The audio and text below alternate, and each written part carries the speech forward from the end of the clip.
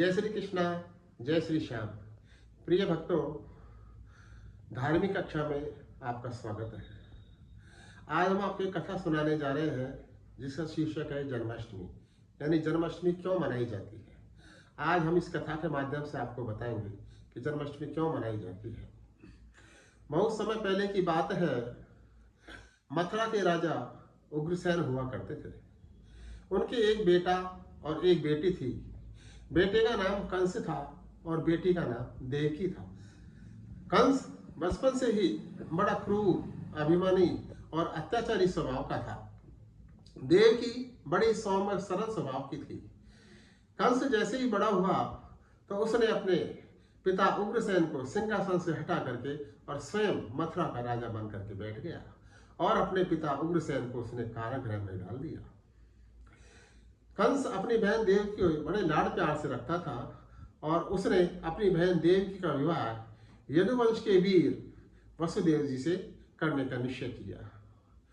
देवकी का विवाह वसुदेव जी से करके कंस स्वयं अपनी बहन को उसके ससुराल छोड़ने के लिए रथ पर स्वयं सारथी बनकर के और उसे ससुराल छोड़ने के लिए जा रहा था।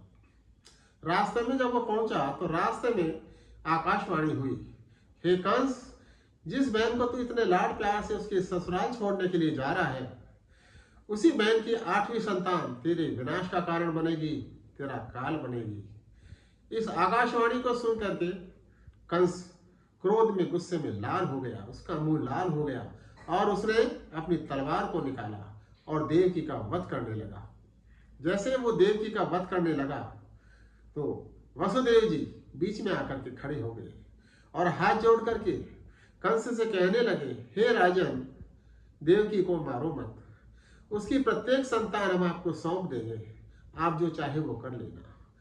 कंस का हृदय थोड़ा परिवर्तित हुआ और कंस ने वसुदेव जी और देवकी को कारागृह में डाल दिया।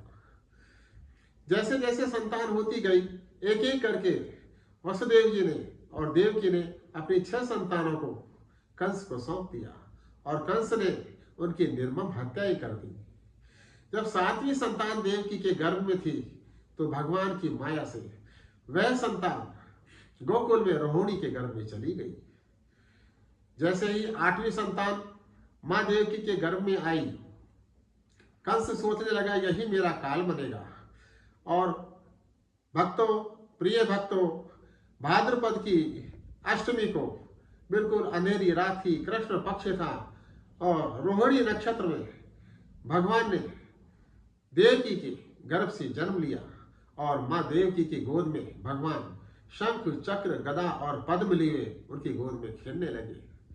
जब वसुदेव जी ने देखा तो कारागृह के अंदर एक अलग ही ज्योति दिख रही थी। अंधेरी रात थी फिर भी अलग ज्योति दिख रही थी। बोले भगवान कृष्ण, पिताजी आप मुझे गोकुल छोड़ आइए।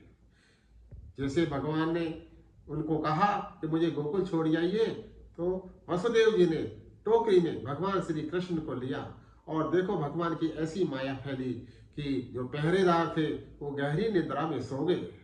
वसुदेव जी के हाथ और पैरों की बेड़ियां भी खुल गई। चारों तरफ जो अंधेरा था थोड़ा प्रकाश हो गया और जेल के ताले खुल गए। प्रिय भक्तों, गोकुल की ओर वसुदेव जी चल पड़े। रास्ते में यमुना नदी पड़ती थी। यमुना नदी पूरे उफान पर थी। आकाश में बिजलियां चमक रही थी। शेषनाग भगवान की रक्षा कर रहे थे। जब पूरे उफान पर यमुना नदी को वसुदेव जी ने देखा तो वसुदेव जी ने सोचा कैसे पार करूंगा, लेकिन हिम्मत करके और वो यमुना में उतर गए। मैया यमुना भगवान कृष्ण के चरण स्पर्श करना चाहती थी। भगवान समझ गए यमुना का उफान पे आने का कारण क्या है। भगवान ने टोकरे में से अपने पैरों को थोड़ा नीचा किया और मां यमुना ने भगवान के चरण स्पर्श किए।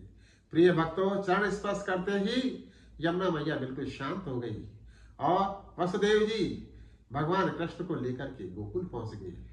रात में गोकुल में जब पहुंचे तो देखा मां यशोदा गहरी निद्रा में सो रही है। वसुदेव जी ने भगवान श्री कृष्ण को मां यशोदा के पास सुलाया और उनकी जो कन्या थी उसको टोकरी में रख करके वापस मथुरा की ओर चल पड़े।